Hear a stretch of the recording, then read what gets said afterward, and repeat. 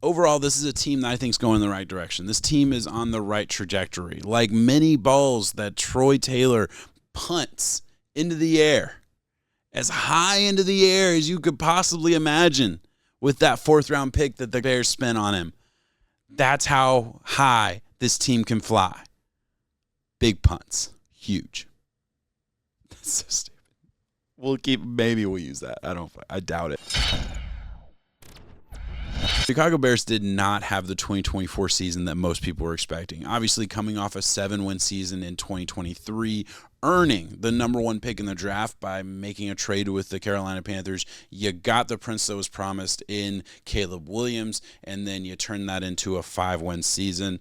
Look, it's going to be really interesting to see what happens with the Bears. I'm recording this right after the end of the season, so they are in full head coach search mode. But this is a draft channel. This is the NFL draft 24/7, 365 days a year. So we're going to be talking about the 2024 draft class, what it looks like right now, what it might look like moving forward. Let's go ahead and get into it. Looking at the entire class as a whole, just 5 picks, and let's be honest, the draft is going to start and end with what Caleb Williams can do moving forward. How big of a role Rome Odunze has is probably going to be a little important, but at the end of the day, it starts in with Caleb Williams. We all know that. So for this video, I'm going to do things a little different. I really want to talk about Caleb Williams. I want to talk about Rome Odunze as well. Those are the guys that we're really interested in. Before we get to that, I do want to quickly run down the other picks in the draft. First of all, we have Austin Booker out of Kansas. This is an edge rusher who is a super raw prospect coming out. Very limited college experience, but he is a twitchy guy who did improve throughout the season and had kind of a role as a rotational defensive end. Is this your answer at defensive end moving forward?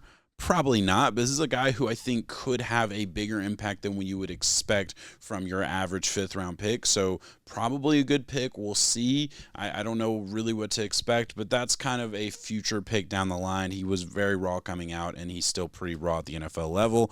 Moving forward, the 4th-round pick, the best player at his position, Troy Taylor, punter out of Iowa.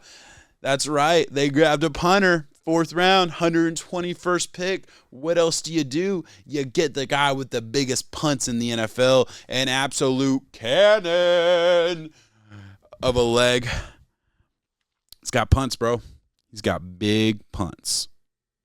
Moving on. Kieran Amagaji. Listen, you get what you pay for sometimes, and this is a free channel. Please subscribe. Dude out of Yale. He's a tackle, and not the rookie season that he hoped for. He played in 2 games primarily, gets in week 8, allows 4 pressures and 45 snaps, and then gets his first start against the Vikings in week 15, and just has a disappointingly abysmal game. Really tough for Kieran. We'll stick with Kieran. Really tough start for Kieran, but look, he was drafted in this range for a reason, has all of the mentals you would imagine. I'm just basing that on the fact that Yale is next to his name for the rest of his life, basically, and has all the measurables as well. We know that. It was rough. I'm sure Chicago fans aren't super happy with him if you're aware of the 2 games that he basically played in, but I don't know. We'll see moving forward. Definitely not going to be the answer. You're not going to count on him in the 2025 season at this point, but hopefully he can move on and improve. That's all I got on him. So with that said, we got Rome Odunze drafted with the Chicago Bears' original 1st-round pick. They go ahead and get Rome Odunze out of Washington. We're talking about a guy who had a pretty up and down rookie season, but you kind of expected that. He's playing next to DJ Moore and Keenan Allen. He was never expected to take on a huge role in year 1, but after year 1, I'm pretty excited. I think he did exactly what I would have expected coming into the season. Led a really good wide receiver room in yards per reception, average cushion, and contested catch rate. So those are all really good advanced metrics that we want to see a young guy excelling in. Yeah, I'm really excited about him. I think he did everything you could expect. And look, that leads us right into Caleb Williams, the number 1 pick in the draft, the pick that you absolutely fleeced the Carolina Panthers in. Got Caleb Williams, got DJ Moore, got all of these picks for Bryce Young, who looks a little better, let's be honest, but crushed it. Absolutely crushed it.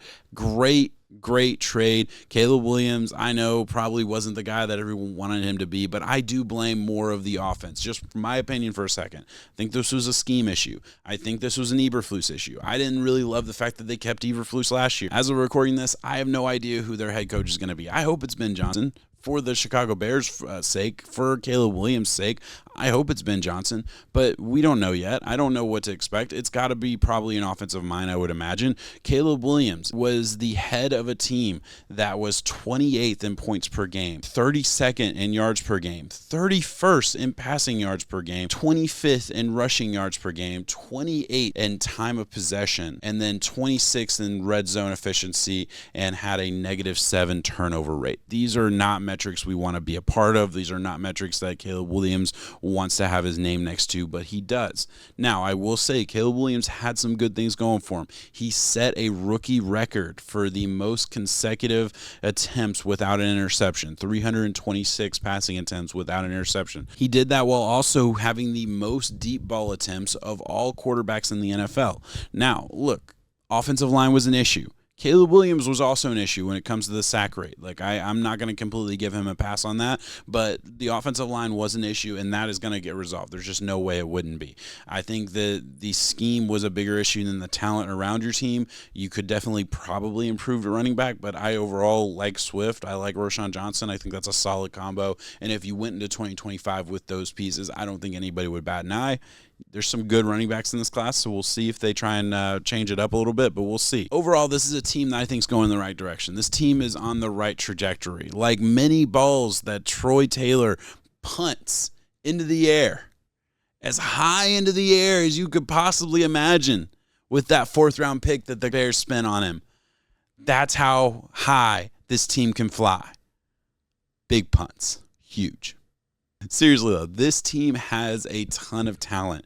This team has a ton of potential. I am not writing off Caleb Williams by any means. I think you are crazy if you choose to. He has some things to work on. I think we all know that. I think we all accept that. But the situation in Chicago this year was not tenable for any quarterback, rookie or otherwise. It was not a situation that I think many guys would succeed in, and add on to the fact that you're learning to play in the NFL for the first time. Yeah, that's tough. That's really hard to expect much more than what we got.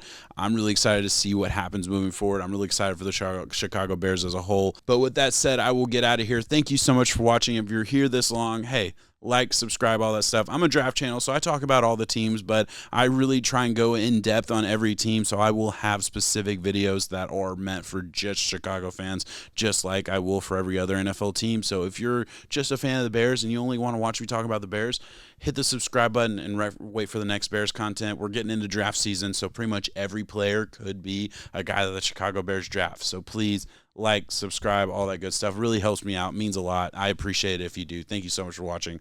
Peace.